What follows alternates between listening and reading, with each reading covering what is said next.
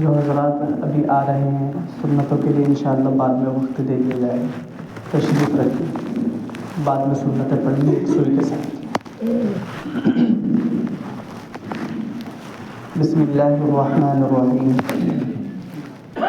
الحمد للہ رب العالمین، والصلاة والسلام على سید الانبیاء والمرسلین وعلى آلہ واصحابہ واہل بیتہ اجمعین، اما بعد فاعوذ باللہ من الشیطان الرجیم، بسم اللہ الرحمن الرحیم، ولا يحسبن الذين يبخلون بما آتاهم الله من فضله هو خير لهم بل هو شر لهم سيطوقون ما بخلوا به يوم القيامة ولله ميراث السماوات والأرض والله بما تعملون خبير۔ وقال تعالى والذين يكنزون الذهب والفضة ولا ينفقونها في سبيل الله فبشرهم بعذاب أليم يوم يحمى عليها في نار جهنم فتقوى بها جباههم وجنوبهم وظهورهم هذا ما كنزتم لأنفسكم فذوقوا ما كنتم تكنزون۔ صدق اللہ العظیم وصدق رسولہ النبی الکریم ونحن على ذلك لمن الشاہدین والشاکرین والحمد للہ رب العالمین۔ اللہم صل علی سیدنا محمد وعلى آل سیدنا ومولانا محمد وبارک وسلم۔ اللہم صل علی محمد فی اول کلامنا، اللہم صل علی محمد فی اوسط کلامنا، اللہم صل علی محمد فی آخر کلامنا۔ حضرات سامعین کرام اور مسلمانان کرام،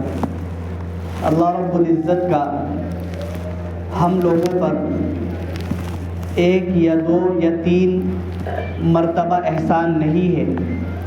بلکہ ہم پر اللہ رب العزت کے سینکڑوں احسانات ہیں، سینکڑوں نہیں بلکہ ان گنت احسانات ہیں۔ یعنی اللہ تبارک و تعالیٰ کی انسان کے اوپر جتنی نعمتیں ہیں، جتنے احسانات ہیں، ان کو ہم شمار نہیں کر سکتے۔ اللہ رب العزت نے خود قرآن کریم کے اندر اس چیز کو بیان فرمایا،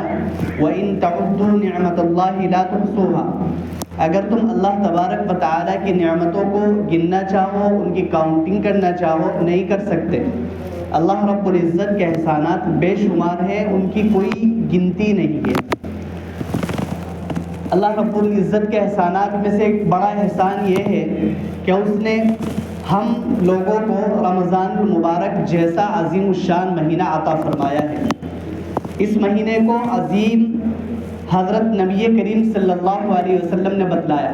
یعنی یہ بتلایا کہ یہ مہینہ شہر مبارک، برکت والا مہینہ ہے، شہر عظیم، عظمت والا مہینہ ہے، شہر فیہ فضل کبیر، اللہ تبارک و تعالیٰ کے جس مہینے کے اندر فضل بہت زیادہ ہوتا ہے لوگوں کے اوپر، وہ مہینہ ہے۔ شہر فیہ رحمت، ایسا مہینہ ہے جس کے اندر اللہ رب العزت کی رحمت عام ہوتی ہے، ہر کسی کے اوپر اترتی ہے۔ رمضان المبارک کے 3 عشرے ہیں، پہلے 10 دن، دوسرے 10 دن اور تیسرے 10 دن۔ پہلے 10 دن کو اللہ رب العزت نے اللہ کے رسول صلی اللہ علیہ وسلم نے فرمایا شہر فیہ رحمت، کہ ان 10 دنوں کے اندر اللہ تبارک و تعالیٰ کی خوب رحمت اترتی ہے، لوگوں کو اللہ تبارک و تعالیٰ کی رحمتیں لوٹنی چاہیے۔ فرمایا دوسرے جو 10 دن ہیں شہر فیہ مغفرت، کہ دوسرے 10 دن کے اندر اللہ رب العزت اپنے تمام گناہگار بندوں کی بے حد اور بے انتہا مغفرت فرماتے ہیں، ان کے گناہوں کی معافی دیتے ہیں۔ اور پھر فرمایا آخر کے 10 دن شہر فیہ نجات من النار، کہ ان 10 دنوں کے اندر اللہ رب العزت ایسے لوگ کہ جو چھوٹے موٹے گناہگار نہیں ہوتے بلکہ بہت بڑے پیمانے پہ وہ گناہ کرتے ہیں، جہنم گویا کہ وہ واجب ہو چکی ہوتی ہے ان کے اوپر، گویا کہ وہ جہنم کے اندر ہی جائیں گے، ان کو اللہ تبارک و تعالیٰ جہنم سے آزادی کا پروانہ دیتے ہیں آخر کے 10 دنوں۔ تو رمضان المبارک بہت عظمت عظمت رکھتا ہے اپنے اندر۔ رمضان المبارک کی عبادت اور رمضان المبارک کی تلاوت، رمضان المبارک کی نماز عام نمازوں سے، عام دنوں کے اندر جو نمازیں پڑھی جاتی ہے، عام دنوں کے اندر جو روزے رکھے جاتے ہیں، عام دنوں کے اندر جو عبادت کی جاتی ہے، اس سے زیادہ معنی رکھتی ہے، اس سے زیادہ اس کے اندر طاقت ہے، اس سے زیادہ اس کے اندر وزن ہے۔ اللہ تبارک و تعالیٰ کے یہاں وزن کا اعتبار ہوتا ہے، گنتی کا اعتبار نہیں ہوتا۔ یہ نہیں پوچھا جائے گا قیامت کے دن جب اعمال نامے آپ کے سامنے پیش کیے جائیں گے تو پھر اس وقت یہ دیکھا جائے گا کہ کس کا اعمال نامہ زیادہ وزندار ہے، کس کے اعمال نامے میں ویٹ زیادہ ہے۔ یہ نہیں دیکھا جائے گا کہ کس کے اعمال نامے کی گنتی کتنی ہے، 10 ہیں یا 100، یہ نہیں دیکھا جائے گا، بلکہ یہ دیکھا جائے گا کہ ان 10 نفلوں کے اندر کتنا وزن ہے۔ خیر، میں نے قرآن کریم کی جو آیتیں پڑھی ہیں ان کا تعلق بھی بہت مضبوطی کے ساتھ رمضان المبارک سے ہے۔ رمضان المبارک کے اندر سب سے بڑی جو عبادت ہے وہ روزہ ہے۔ رمضان المبارک کے اندر جو سب سے بڑی عبادت ہے وہ روزہ ہے، اور روزے کا مطلب یہ ہوتا ہے کہ ان 3 چیزوں سے بچنا جن کو اللہ رب العزت نے عام دنوں میں حلال فرمایا ہے۔ کیا کیا چیزیں ہیں؟ نمبر 1 کھانے سے رکے رہنا، نمبر 2 پینے سے رکے رہنا، کوئی چیز پینی نہیں ہے، نمبر 3 ہم بستری سے رکے رہنا۔ یہ 3 چیزیں ہیں۔ ان 3 چیزوں سے صبح سے لے کے شام تک اس نیت کے ساتھ رکنا کہ اللہ کا حکم ہے، اس کو روزہ کہتے ہیں۔ آپ مجھے بتلائیے، کھانا حلال ہے، پانی پینا یہ حلال ہے، ہم بستری کرنا اپنی بیوی کے ساتھ یہ حلال ہے، یہ 3 چیزیں حلال ہیں، لیکن روزے کے اندر اللہ تبارک و تعالیٰ نے ان حلال چیزوں کو حرام فرما دیا۔ آپ یہ بتلائیے، جو چیزیں حرام ہیں، کسی کی غیبت کرنا، کسی کی چغلی کرنا، جھوٹ بولنا، کسی کو دھوکہ دینا، کسی کو ناجائز ستانا، کسی کے اوپر ظلم کرنا، وہ جو حرام چیزیں، تو کیا وہ حرام نہیں ہوگی روزے کے اندر؟ جب روزے کے اندر حلال چیزیں حرام ہے تو پھر حرام چیزیں تو بدرجہ اولا حرام ہونی چاہیے۔ لیکن ہمارا حال یہ ہے کہ ہم جو چیزیں حلال ہیں ان سے تو رک جاتے ہیں، جو چیزیں حرام ہیں ان کو کرتے رہتے ہیں۔ روزہ رکھ لیا لیکن جھوٹ بول رہے ہیں، روزہ رکھ لیا لیکن گالیاں دے رہے ہیں، روزہ رکھ لیا اور لوگوں کی غیبتیں کر رہے ہیں، چغلیاں کر رہے ہیں، روزہ رکھ لیا کسی کے ساتھ ناانصافی کر رہے ہیں، کسی کے اوپر ظلم کر رہے ہیں۔ حالانکہ روزے کا مطلب اللہ کے رسول صلی اللہ علیہ وسلم نے ایک حدیث کے اندر یہ ارشاد فرمایا کہ کچھ لوگ ہیں جو صبح سے لے کر کے شام تک بھوکے رہتے ہیں، پیاسے رہتے ہیں اور اپنی بیویوں سے دور رہتے ہیں، لیکن ان کو بھوکا پیاسا رہنے کے علاوہ کچھ نہیں ملتا۔ یعنی صبح سے شام تک کچھ نہیں کھایا، کچھ نہیں پیا، بھوکے رہے، لیکن شام کو افطار ہوا اور اللہ کے رسول فرما رہے ہیں ایسے شخص کے بارے میں کہ اس کو کچھ نہیں ملا، کوئی ثواب نہیں ملا، نہ کھانے کے بارے میں نہ روزے کے بارے میں کوئی ثواب نہیں ملا۔ صحابہ نے پوچھا اللہ کے رسول کیوں؟ اس کی وجہ کیا ہے؟ ایک آدمی صبح سے شام تک کچھ کھا نہیں رہا ہے، کچھ پی نہیں رہا ہے، اس کے باوجود اس کو ثواب نہیں ملتا۔ اللہ کے رسول صلی اللہ علیہ وسلم نے ارشاد فرمایا اس کی وجہ یہ ہے اس نے روزہ تو رکھ لیا تھا لیکن افطار کیا جو اس نے وہ حرام کے لقمے سے کیا، حرام کی کمائی سے کیا، جھوٹ بول کر کے جو مال کمایا تھا اس سے اس نے افطار کیا ہے۔ جو اس نے سحری کھا کر کے روزہ رکھا تھا وہ مال ایسا تھا جو شبہ والا تھا، اس کے اندر شک تھا۔ تو اس لیے ہمیں سب سے پہلے یہ دیکھنا چاہیے کہ ہم سحری کھا رہے ہیں، روزے کی تیاری کر رہے ہیں، ہمارا مال کیسا ہے، اور جب ہم افطار کریں گے تو ہمیں غور کرنا چاہیے کہ ہم نے دن کے اندر جو روزی کمائی ہے، جو رزق حاصل کیا ہے، جو ہم نے مال کمایا ہے، اس کا ہم نے کس طریقے سے اس کو کمایا ہے، جھوٹ بول کر کے یا دھوکہ دے کر کے، یا ہم نے سچائی کے ساتھ اس کو کمایا ہے۔ کیوں؟ اس لیے کہ اگر آپ اس چیز کا خیال نہیں رکھیں گے تو آپ صبح سے شام تک بھوکا رہیں گے، اس کے علاوہ آپ کے کچھ ہاتھ نہیں لگے گا۔ یہ میں نہیں کہہ رہا ہوں، یہ اللہ کے رسول صلی اللہ علیہ وسلم اپنی زبان مبارک سے ارشاد فرما کر کے گئے ہیں، ان کا اعلان ہے، ان کا حکم ہے، ان کا بتلایا ہوا مسئلہ ہے، یہ آج کل کے کسی عالم کا بتایا ہوا مسئلہ نہیں ہے، بلکہ اللہ کے رسول صلی اللہ علیہ وسلم آج سے 1400 سال پہلے اس مسئلے کو بیان فرما کر کے چلے گئے تھے۔ اسی طرح سے یہ بھی سمجھنے کی ضرورت ہے کہ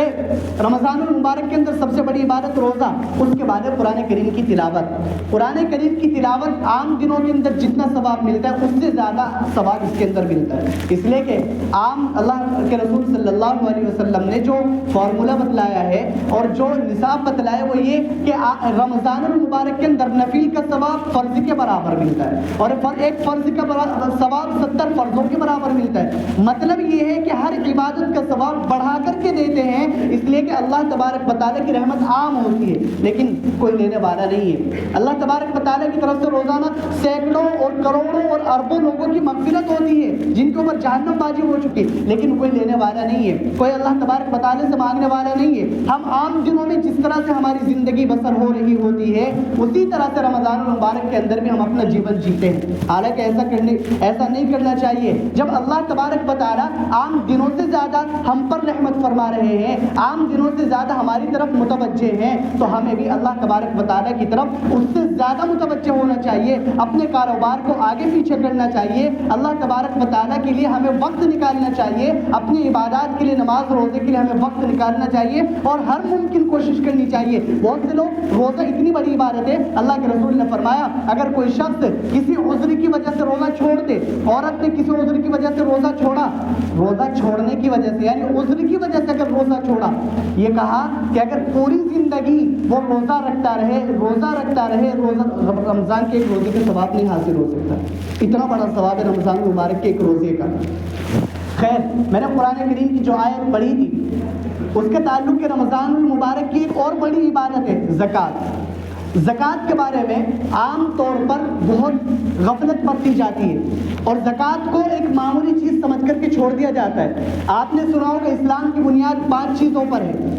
شہادت اللہ الہ الا اللہ، اس بات کی گواہی دینا کہ اللہ کے سوا کوئی معبود نہیں، وان محمد رسول اللہ، اور اللہ کے رسول صلی اللہ علیہ وسلم اور محمد صلی اللہ علیہ وسلم اللہ کے رسول ہے، نمبر 1۔ واقام الصلاۃ، نماز قائم کرنا، نمبر 2۔ نمبر 3 زکوٰۃ دینا، اور نمبر 4 رمضان المبارک کے روزے رکھنا، نمبر 5 حج کرنا، ان استطاعت الیہ سبیلا، اگر اللہ تبارک و تعالیٰ نے آپ کو اتنی وسعت دی۔ یہ 5 ستون ہیں، ان کے اوپر اسلام کی بنیاد قائم ہے۔ اگر ان ستونوں میں سے ایک ستون بھی ادھر ادھر کیا جائے گا تو اسلام کی جو بنیاد ہے وہ ڈگمگائے گی۔ آپ کو ان 5 چیزوں کو ایک ساتھ لے کر کے چلنا ہے۔ سب سے درمیان کا جو ستون ہے وہ لا الہ الا اللہ محمد رسول اللہ ہے، اگر اس کو چھوڑیں گے تو پھر یہ چاروں ستون کسی کام کے نہیں ہیں۔ ایک طرف روزے کا ستون ہے، دوسری طرف زکوٰۃ کا ستون ہے، تیسری طرف حج کا ستون ہے اور چوتھی طرف زکوٰۃ کا ستون۔ یہ 4 ستون ہو گئے۔ ان 5 ستون ہو گئے، 5 ستونوں میں سے اگر 5 پلر میں سے ایک بھی پلر کو آپ ہٹائیں گے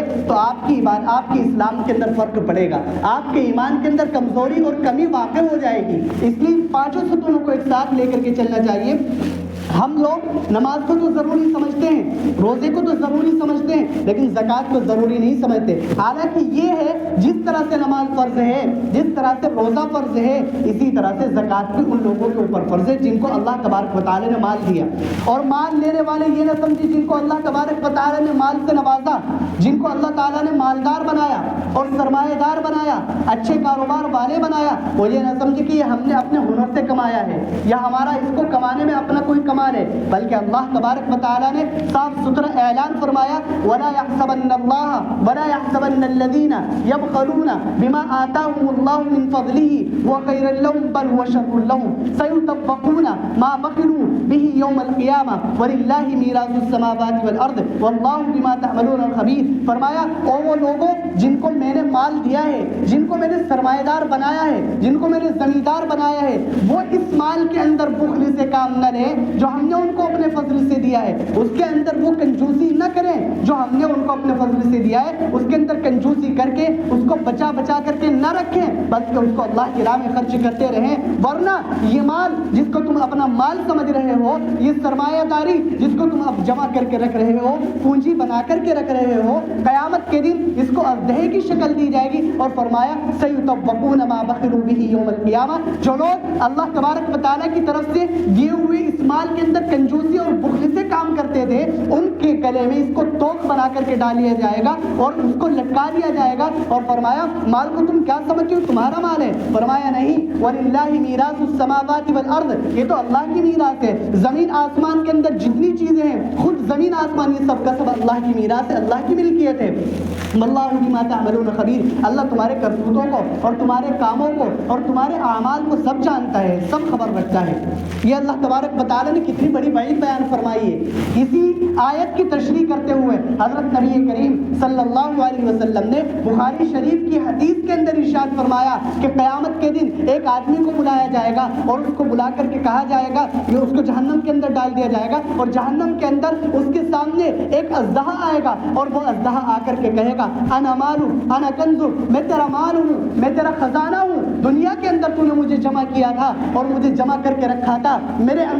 اندر اللہ کا حق تھا، غریبوں کا حق تھا، مسکینوں کا حق تھا، کمزور لوگوں کا حق تھا، فقیروں کا حق تھا، لیکن تو نے ان سب کے حق کو دبا کر کے رکھا، ان سب کے حق کو ان تک نہیں پہنچایا، اور تو یہ سمجھتا رہا کہ اس کے اندر خالصاً تیرا حق ہے، خالص تو ہی اس مال کا مالک ہے، تو آج میں تیرا وہی مال ہوں، میں آج وہ تیرا وہی خزانہ ہوں۔ حدیث کے اندر فرمایا سب سے پہلے وہ اس کی پیشانی کے اوپر ڈک مارے گا، اور فرمایا اس کے بعد وہ اس کے پہلو پہ ڈک مارے گا، اور فرمایا اس کے بعد پھر وہ اس کی پیٹھ کے اوپر ڈک مارے گا، اور ہر بار یہی یاد دلائے گا انا مالو کا انا کنزو کا، میں تیرا مال ہوں، میں تیرا خزانہ ہوں۔ یہ اللہ کے رسول صلی اللہ علیہ وسلم نے اس شخص کے بارے میں ارشاد فرمایا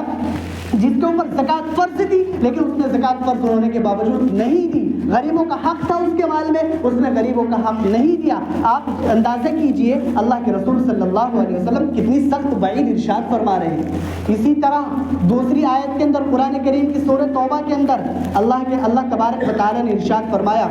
ایک وعید بیان فرمائی، بہت سخت وعید ہے، بلکہ یہ کہا دردناک عذاب کی خوشخبری ہے، دردناک عذاب سنا دیجیے پیغمبر علیہ الصلوۃ والسلام ایسے لوگوں کو، کن لوگوں کو؟ فرمایا والذین یکنزون الذهب والفضة ولا ينفقونها في سبيل الله فبشرهم بعذاب أليم يوم يحمى عليها في نار جهنم فتكوى بها جباههم وجنوبهم وظهورهم هذا ما كنزتم لأنفسكم فذوقوا ما كنتم تكنزون۔ فرمایا بہت سارے لوگ ہوں گے، ان کو بلا کر کے ان کو کہا جائے گا کہ یہ وہ لوگ ہیں جو سونے کو اکٹھا کر کے رکھتے ہیں، چھپا کر کے رکھتے ہیں، چاندی کو چھپا کر کے رکھتے ہیں، خزانہ بنا کر کے رکھتے ہیں، پونجوں کے اندر رکھتے ہیں، اپنی الماریوں کے اندر لوگ کر کے رکھتے ہیں۔ فرمایا کہ ایسے لوگوں کے بارے میں فرمایا یوم یحمى علیہا فی نار جہنم، اگر یہ اپنی اس مال کے اندر، سونے کے اندر، زکوٰۃ کے اندر زکوٰۃ نہیں دیتے، اپنی چاندی کے اندر زکوٰۃ نہیں دیتے، غریبوں کا حق نہیں دیتے، یہ فرمایا ان کو کہو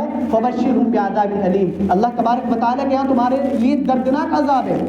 اللہ کے عذاب تو بڑے سخت ہیں، اللہ تبارک و تعالیٰ چاہے اس دنیا کے اندر بھی عذاب دے دیتے ہیں۔ کتنے سارے لوگ ہوتے ہیں اپنے والدین کی نافرمانی کرتے رہتے ہیں، اللہ تبارک و تعالیٰ والدین کی نافرمانی کرنے کی وجہ سے اس کو کسی بڑی بیماری کے اندر مبتلا کر دیتے ہیں، اس کو مقدمات کے اندر مبتلا کر دیتے ہیں، وہ کچہریوں کی چکر کاٹتا رہتا ہے، کورٹ کے چکر کاٹتا رہتا ہے، ہسپتالوں کی چکر کاٹتا ہے، یہ اللہ تبارک و تعالیٰ کا عذاب ہوتا ہے۔ اللہ کے رسول صلی اللہ علیہ وسلم سے کسی نے پوچھا کہ اللہ کے رسول مجھے کیا دعا مانگنی چاہیے، آپ مجھے بتلائیے، دعا کا طریقہ سکھلائیے۔ اللہ کے رسول نے فرمایا تم اللہ تعالیٰ سے عافیت مانگا کرو، اللہ تعالیٰ سے صحت مانگا کرو، اللہ تعالیٰ سے سلامتی مانگا کرو، اس لیے کہ یہ سب سے بڑی دولت ہے، سب سے بڑی نعمت ہے، سب سے بڑی مالداری ہے۔ اگر کسی کے پاس صحت ہے، اگر کسی کے پاس تندرستی ہے، اگر کسی کے پاس عافیت ہے تو اس سے بڑی کوئی نعمت نہیں ہو سکتی۔ آپ کے پاس صحت ہوگی آپ کاروبار کرتے رہیں گے، آپ کے پاس صحت ہوگی تو آپ عبادت کر سکیں گے، آپ کے پاس صحت ہوگی تو آپ گھومنے کے لیے یا کہیں سیر و تفریح کے لیے نکل سکیں گے، لیکن اگر آپ کے پاس صحت نہیں ہے آپ خود مجبور ہیں، گھر والوں کو بھی آپ مجبوری میں مبتلا کریں گے۔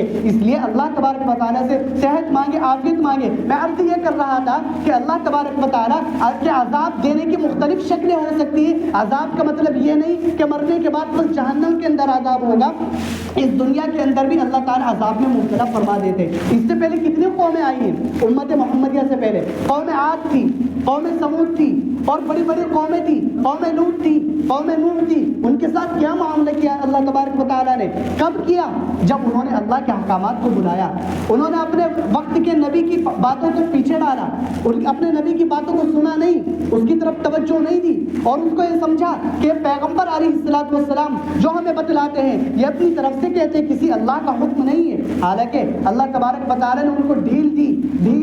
اور ان کو رخصت دیتے رہے، لیکن جب وہ اپنے کرتوت سے باز نہیں آئے اللہ تبارک و تعالیٰ نے ان کی نکیل کو پکڑا، اور پھر اس سختی سے پکڑا، پھر ان میں سے کوئی تاب نہ لا سکا. اور وہ لوگ جو طاقتور سمجھے جاتے تھے, جو مالدار سمجھے جاتے تھے, جو سرمایہ دار سمجھے جاتے تھے, پھر ان کے مالداری کسی کام نہ آ سکی, ان کا سرمایہ کسی کام نہ آ سکا, اور ان کو کوئی چیز نہ بچا سکی, نہ ان کا مال بچا سکا, نہ ان کی بیویاں بچا سکی, نہ ان کے اولاد بچا سکی, نہ ان کے کاروبار اور بزنس بچا سکے, بلکہ سب کو تباہ ہونا پڑا, اللہ تبارک و تعالیٰ کے سامنے سرنڈر ہونا پڑا. اس لیے ہمیں رمضان المبارک کی ساری عبادتوں کی طرف متوجہ ہونا چاہیے. میں نے قرآن کریم کی جو بھی آخری آیت پڑھی تھی اس کا آدھا مضمون باقی ہے.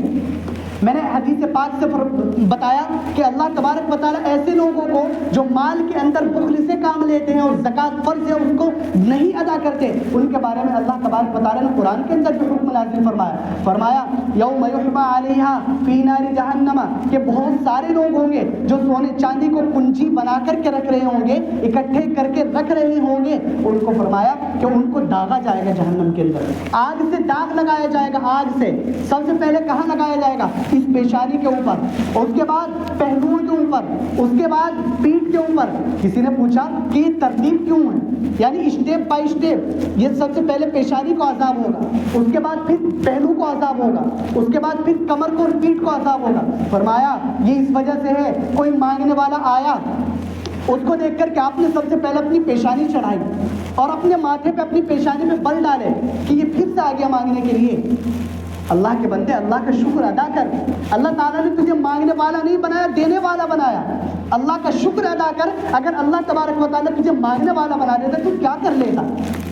جب کوئی مانگنے کے لیے آیا تو سب سے پہلے آدمی پیشانی بناتا ہے کہ میں کیسے دوں اس کو, یہ پھر آ گیا مجھ سے مانگنے کے لیے, اس لیے سب سے پہلے عذاب ہوگا پیشانی کو. اس کے بعد جب وہ مانگتا رہتا ہے تو یہ آدمی اپنے چہرہ ادھر گھما لیتا ہے, وہ آدمی پھر یہاں اس کے پہلو کو دیکھتا ہے, اس کے پہلو کو, اس لیے عذاب ہوگا. پھر بھی نہیں جاتا مانگنے والا, پھر دوبارہ مانگتا ہے مانگنے والا, تو پھر یہ آدمی اس سے پیٹ پھیر کر کے دوسری طرف چہرہ گھما لیتا ہے. تو فرمایا اس لیے پیٹھ کو بھی عذاب ہوگا. جس کی وجہ سے تو نے مانگنے والے کی توہین کی, سب سے پہلے پیشانی سے اس کی توہین کی, اس کو حقیر سمجھا, چھوٹا سمجھا, اس کے بعد اپنے پہلوؤں سے اس کو چھوٹا سمجھا, اس کے بعد اس کی طرف پیٹھ پھیری, جتنی چیزوں کا تو نے اس کو منع کرنے میں استعمال کیا, سب چیزوں کو اللہ تبارک و تعالیٰ عذاب دیں گے. اس لیے ڈرنے کی ضرورت ہے, آسانی کا معاملہ نہیں ہے. یہ اللہ کا فضل ہے کہ ہم گناہ کرتے رہتے ہیں پھر بھی اللہ تعالیٰ ہم پر عذاب نہیں نازل کر رہا ہے, ورنہ اللہ تبارک و تعالیٰ ہمارا کھانا پینا بند کر دے. اگر اللہ تبارک و تعالیٰ ہماری زندگیوں کو دیکھ لو, صبح ہوتی ہے, شام ہوتی ہے, عمر یوں ہی تمام ہوتی ہے, پتہ نہیں کون سا کام میں اللہ کی رضا کے لیے کر رہا ہوں یا اللہ تبارک و تعالیٰ اس سے راضی ہوں گے, ناراض ہوں گے, کچھ نہیں سمجھ رہا ہے انسان. بس انسان کو ایک دھن ہے, میری زندگی اچھی ہو جائے, میری دنیا اچھی ہو جائے, میری زندگی عیش کی بن جائے, لیکن اس دن کو یاد نہیں کر رہا ہے. یوم یفر المرء من اخیہ وامہ وابیہ وصاحبتہ وبنیہ لکل امرئ منہم یومئذ شأن یغنیہ. رمضان یہ میدان محشر قائم ہوگا, سختی کا عالم ہوگا, نفسا نفسی کا عالم ہوگا. ہر پیغمبر یہ کہہ رہا ہوگا یا رب نفسی نفسی, یا رب نفسی نفسی, یا رب نفسی نفسی. اور ہر مالدار دوسرے سے بھاگ رہا ہوگا, دوست اپنے دوست سے بھاگ رہا ہوگا. بلکہ قرآن نے یہ تک بیان کیا کہ اس دنیا کے اندر ایک شوہر اپنی بیوی کی ہر فرمائش پوری کرتا ہے, وہ جو مانگتی ہے اس کو لا کر کے دیتا ہے. لیکن وہاں پر جب شوہر اپنی بیوی کے پاس آئے گا کہ میں تمہارے لیے ہر کچھ ہر کام کیا کرتا تھا دنیا کے اندر, میں تمہاری ہر خواہش پوری کیا کرتا تھا, مجھے یہاں پہ ایک نیکی کی ضرورت ہے, آپ میری اہلیہ ہو, میری وائف ہو, آپ مجھے ایک نیکی دے دو. وہ کہے گی کہ میں نہیں جانتی تم کون ہو. وہ بیوی جس سے دنیا کے اندر سب کچھ کر لیا کرتا تھا, اللہ کی نافرمانی کرتا تھا, ماں باپ سے لڑائیاں کرتا تھا, اپنی زندگی کو خراب کیا ہوا تھا بیوی کے لیے, وہ بیوی بھی منع کر دے گی, والدین بھی منع کر دیں گے, اولاد بھی اپنے والدین کو منع کر دیں گے, کوئی نہیں دے گا کسی کو کوئی نیکی. اس لیے یہ وقت ہے, آنکھیں کھلی ہوئی نیکی کر لیجئے, آنکھیں بند ہیں تو پھر کوئی پوچھنے والا نہیں. اللہ تبارک و تعالی ہم سب کو کئی کئی باتوں پہ عمل کرنے کی توفیق نصیب فرمائے. وآخر دعوانا الحمدللہ رب العالمین. رات میں اعلان کیا گیا تھا, سنت ادا کر لینا, رات اعلان کیا گیا تھا ایک مدرسے کے لیے,